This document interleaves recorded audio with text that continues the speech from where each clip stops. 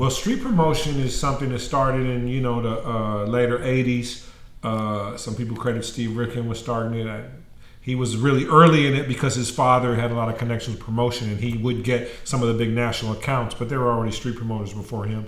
In LA, like I said, doing it out here, the guys that I knew that were before me were Doug Young, who worked with N.W.A. and all those people and stuff, and later Interscope, and then Scotty Spencer, who I'm sure you know. Oh yeah, he worked with Uncle Jam's Army and all kind of people, and is a great guy.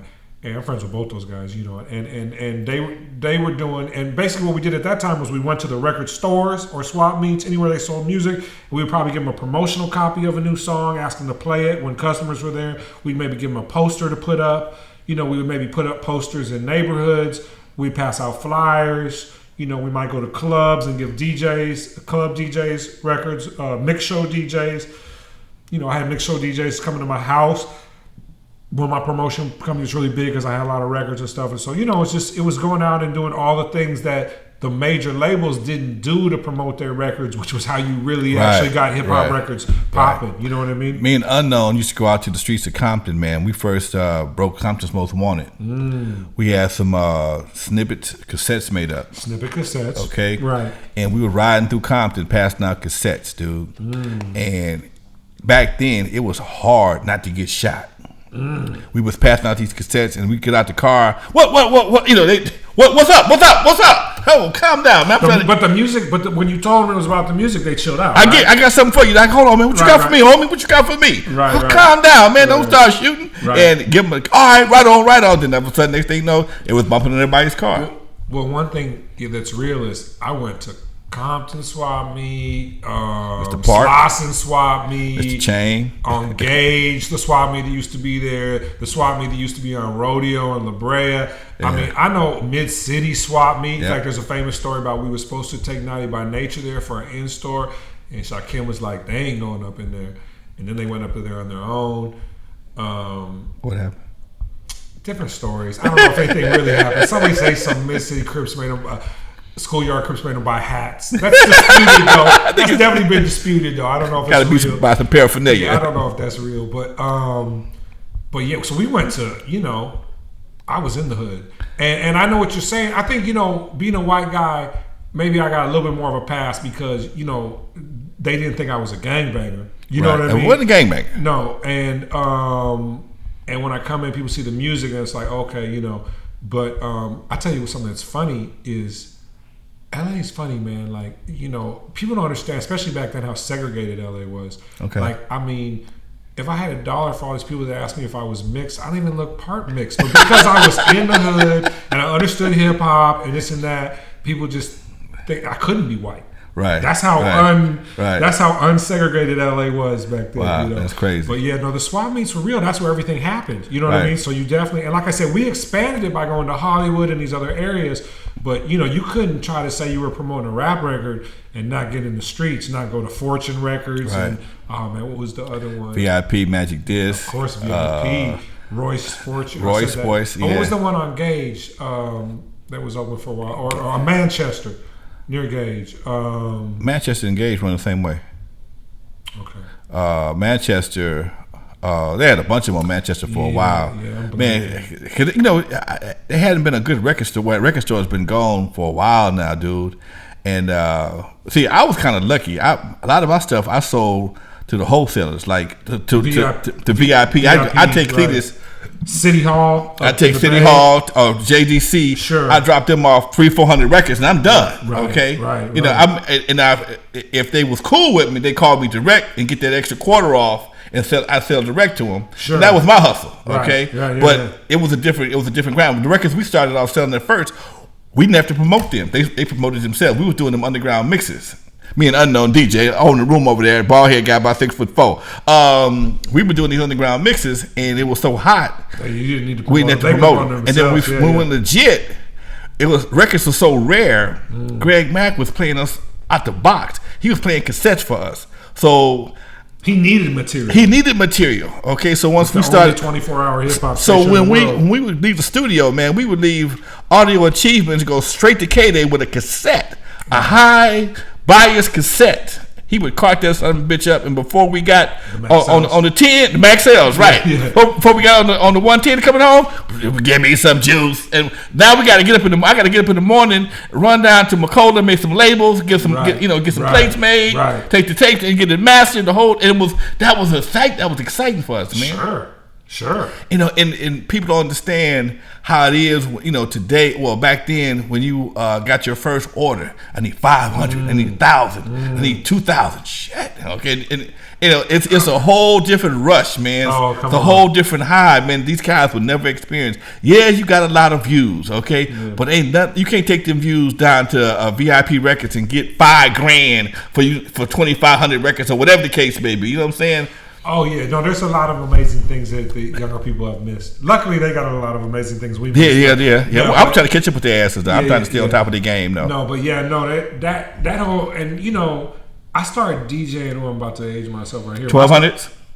Yeah, I started DJing in '82, so I was buying on them 12 inches that you're talking about as a DJ in the Bay Area. I went to school up north, but I didn't get into industry. By the time I got into the industry. As an intern, my first gig was an intern at Arista Records.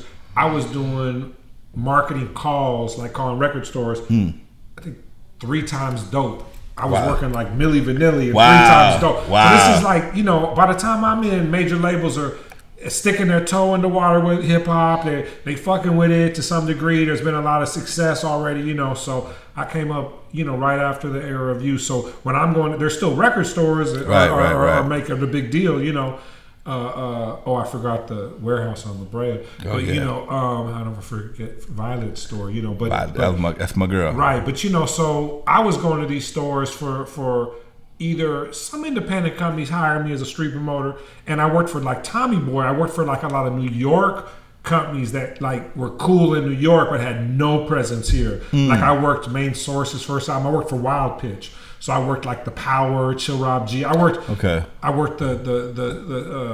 Wild Pitch. I worked Tommy Boy, like De La Soul and Donnie by Nature and Queen Latifah first 12-inch and all that kind of stuff. So this is the era when I'm starting to street promote. So it's a lot's changed.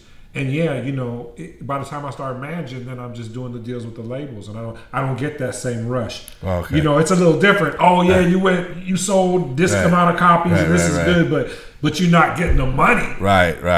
See, that was always about that. I always like the cash, man. I did it way later when I put out some independent records. I was like, I didn't sell that many records, but I made more money than I had made sometimes with artists that sold all these records because the money's coming into us. Right. Man, so now you say you're back into management. I'm doing management. You manage X-Rated. Yep. Tell us about X-Rated, man. Well, X-Rated got an amazing story, man. He was 17 years old, and he had released some music in Sacramento. He was like a gang banger.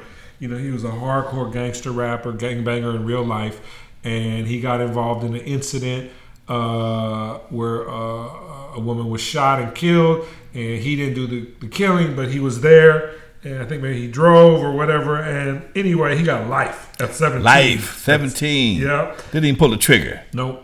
And they've changed those laws where things like that actually don't. In California, he wouldn't have got life now. But anyway, for that same circumstance, I don't think, being 17 and not having pulled the trigger himself. But he got life. And how'd he get out? Well, is he out? He is out. Yeah. He was he became a model prisoner after not being a model prisoner for a while in his earlier time, and eventually he politicked and was able to get his sentence changed to the point where he got out after serving 26 years. 26 years. Wow. Yeah, 26 years, and but he released music from behind bars, and he was early on one of these guys that figured out how to get higher quality on how to do it. And in fact, like the first thing he released was like he called and rapped on some dude's answer machine, and then he was in a holding cell with my man from the Bay Area, famous guy who passed away with the bank robberies. Dre? Mac Dre. Mac Dre. And Mac Dre told him how to do it better, where they were like soldering things into the phone or whatever. And so like he started recording music from prison and releasing it, and got pretty some infamy from that. You know what I mean? And so when he got out, there was interest in him. And he just did like the No Jumper podcast, which is huge podcast. And there's been a lot of interest in him, and he's just such a positive person, and so about his business that he asked me to help him, and I thought that his story was amazing, and he's an incredible person at this point in his life. You know what I mean? Right. And how old is he now? Well, let's do the math. 41, 42? 26 plus 17, right? Yeah, about 42, 43. About 43, right? Okay. So, so I'm working with him. I'm releasing some music, not a whole lot, but as I find some things, I've released some Latin music from the Dominican Republic that's done okay for me, starting to pick up. And I'm music supervising, and I'm starting to produce film and TV content as well. Now you also are doing something to prisons, right? Right. Well, this is how I met X-Rated. Okay. A partner of mine, Spencer Neasy, is a producer. Had a friend that worked at the Richard J. Donovan prison in San Diego, and they had started this program called Songwriters Rehabilitation, where they gave inmates instruments, and they formed bands. And if they, perform with the other, it's part of a new yard where there's no segregation of gangs. There's no, they put everybody in this yard together, and you cannot separate yourself by race or any of this kind of stuff that's done on the other yards. But they got serious cats on here. The cats have been there for murder and all kind of crimes, and people that have been there for very pedestrian crimes together. They got the transvestite or the transsexuals, transgenders, whatever. Right, okay, right. I got you. Whatever they're, type of thing. They got the informants, the snitches in there. Everybody is in this yard mixed together, and it's an experimental yard. But so they started this music program there. And we went down there and heard how much talent there was, and we said this would be a great record label. So we started working on this kind of label with the prisoners called Behind the Wall Records, like a nonprofit venture. And I got Bunham Murray, the production company that does the Kardashians, and huge reality TV production company, as our partner. And we've been out pitching this as a docu-series to a bunch of networks. Man, that's dope, dude. Yeah. That's really dope, man. Yeah. I do almost a similar thing. It's funny how I listen to you talk and how we have a lot of similarities. I work with some cats, probationers. And there's a studio, it's a company I work with, Whole Life Systems. And they have a group of probationers. We're working on a project called Jailhouse Rap. Oh, wow. Okay, and however we can assist, or maybe if there's some way we can merge. Or if we get this show on TV, then we'll definitely come and mess with you guys and get you guys exposure on the show and everything. Most of my guys are, they got out early, and they either got probation or parole. But there are a lot of cool cats, but a lot of them got skills, man. When you were sitting in jail for a while, you got time to develop some very good skills. Okay, there were some really talented musicians in there, and one thing that was really interesting to us was man, when them cats come in, they knew their song. They were they didn't need lyric sheets. They had a lot of time to practice it, and the cats came in there and they were serious too. I mean, the appreciation for the opportunity to be able to just record the music. Right. What you record on? Laptop? We Spence, my partner, is a music producer, and he brought down a little traveling mini studio. Okay. We set it up, and it's his equipment, but you know how it is these days. You got a good mic, and, and a computer, and this and that. Yeah. So he's. But it was a little limiting too, because a lot of the music was rock bands and stuff, and so it was hard for us to record some of that. You know what I mean? But we worked with what we could and everything. Okay. But it was very diverse. I mean, there was a cat in there from Quick's Hood in Compton, and he's in there from Murder, and he has a band that's 9 Inch Nails. Serious cat. He was trying to don't come here, kids. It ain't good. In the little video we filmed, it was a heavy cat, And so many of the people I met there were especially because they were in this yard, they were trying to change their life, and they were trying to get out of that kind of system and everything. And so, it was super rewarding, and I look forward to working more. There's a gentleman named Logan I'm working with that's a really talented young Latino kind of R&B singer guy that we met up there. So I'm working with him and trying to get his career going. And it's amazing if you can do something that's positive and help people, and then if it can even be like a business for you, like wow. That's if you can find a way to do something that you love, you never work hard a day in your life. Remember that. Yeah, okay. Exactly. My guest today is Mr. Paul Stewart, manager extraordinaire, music supervisor of some of the hottest shows on television, some of the biggest movies you ever seen. Now, a few weeks ago, I had Adrian Gregory on my show. Oh, I love Adrian. And I haven't talked for a while, but great guy. Yeah. He was on the show, and you worked with Tupac. Was he on Death Row or was he with Adrian? He was with Adrian. Okay. When we were working with during Poetic Justice Day, Adrian managed him. Okay. Yeah. Wow. And how was that, dude? I was working with Tupac. It was cool. I mean, when John rapped Poetic Justice, that's when I got hired. Okay. And right when the movie got wrapped, he took me and Tupac to Atlanta for Freaknik weekend. Oh, shit. And I hung out with them for Freaknik.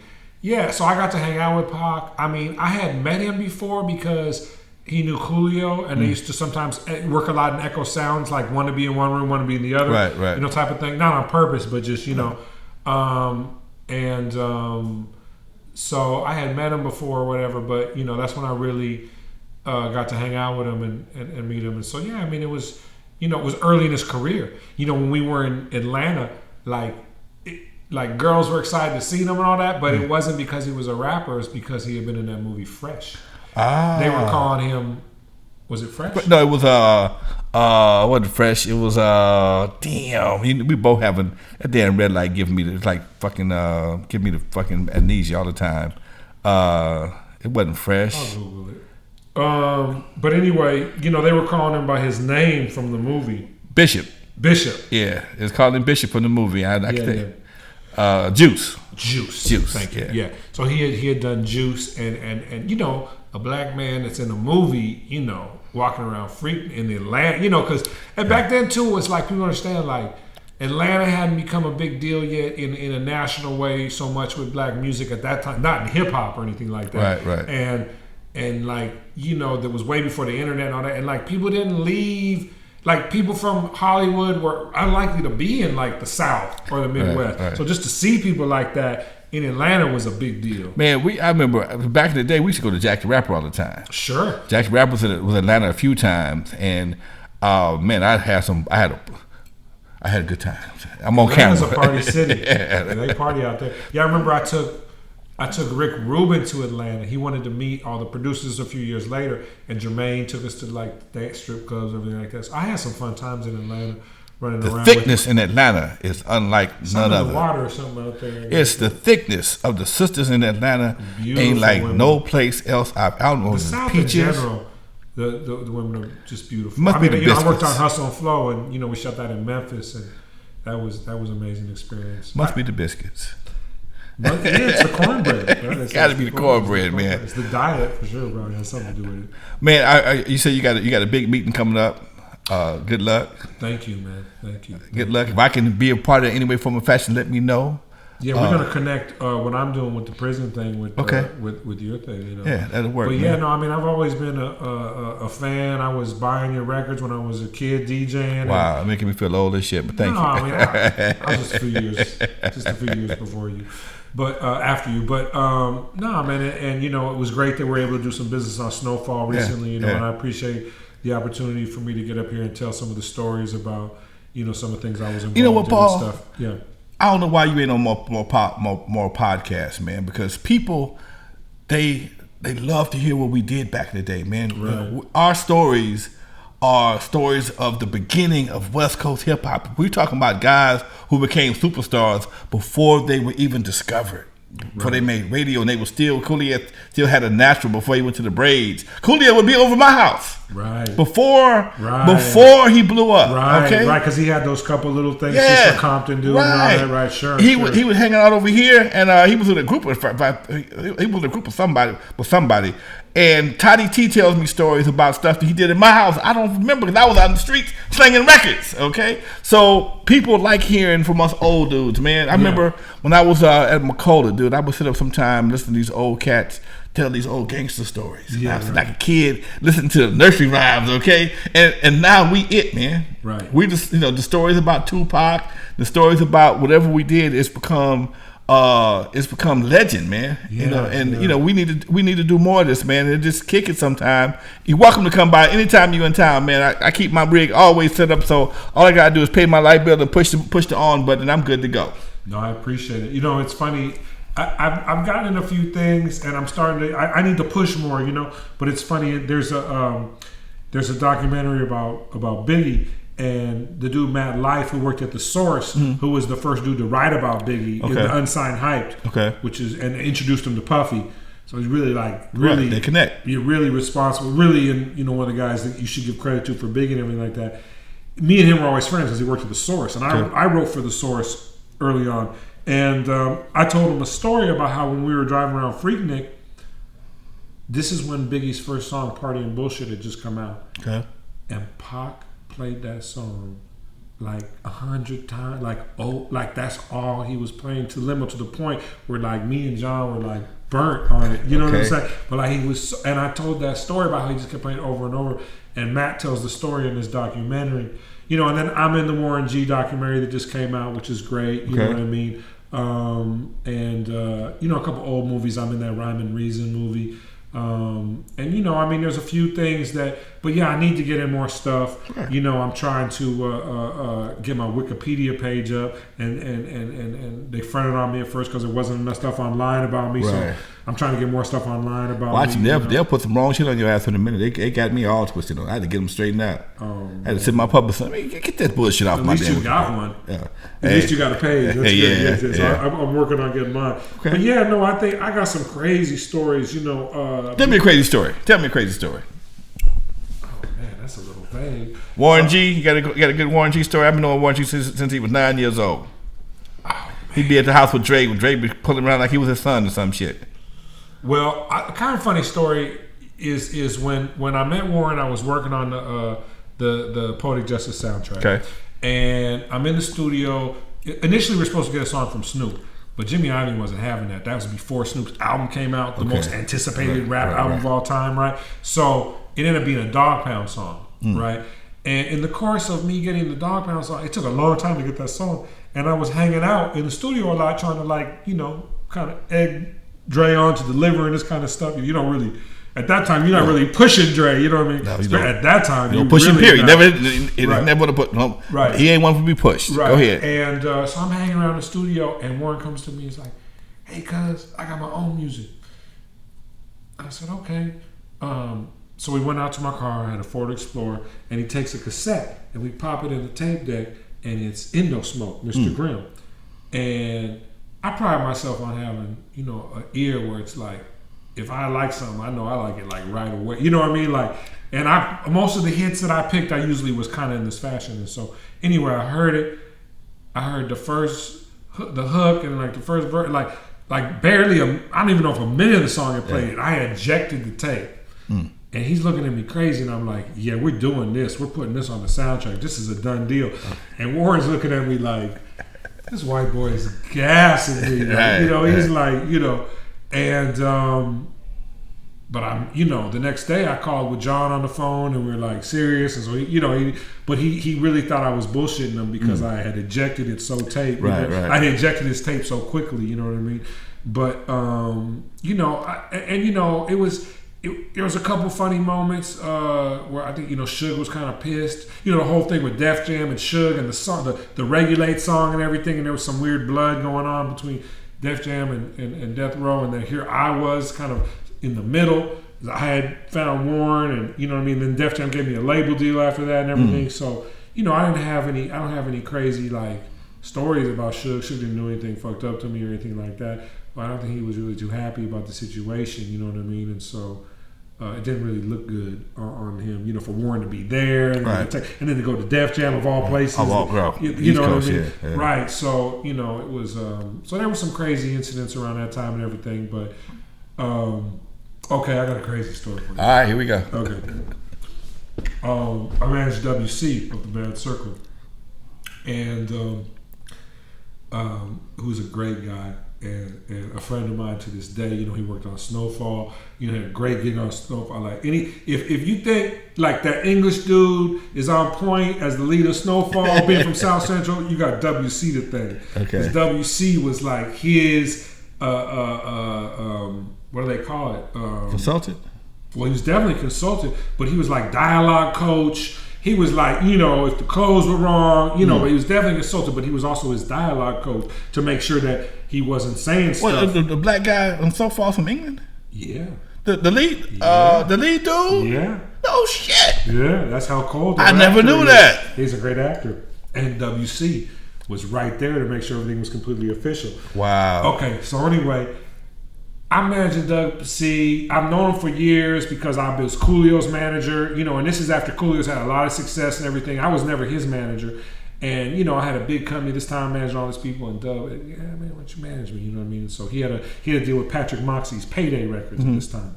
So he got his new album is about to come out, and he wants to do a photo shoot. And so at this time I had the house in the Hollywood Hills, you know, and this whole thing. And so he's at my house doing the photo shoot. Okay. Now my roommate, as I said, one of my roommates I said earlier was this producer named Doug Rashid who produced Gangsta's Paradise. Okay. So Doug's at the house, I'm not at the house. He goes up there to do his photo shoot. He wants to bump his new album. It's a cassette, of course. So he gives it to Doug, or he's playing it, and Doug's like, oh man, we play it on my system, it would be louder. I got bigger speakers. Okay. So he puts in Dub-C's unreleased tape in the thing. Unbeknownst to Dub-C or me or anyone else, it was a dual tape deck. Okay. And he duped it.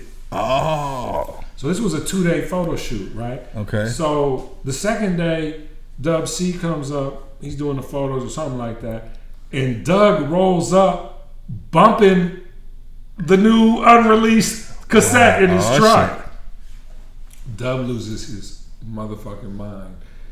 And he shows up at my office like livid. So I'm on 3rd and La Cienega in these little temporary suites, right? You know what I mean? So he comes in with a lug wrench. Now I never had no problems with artists. I never been, extorted or stuck up in like.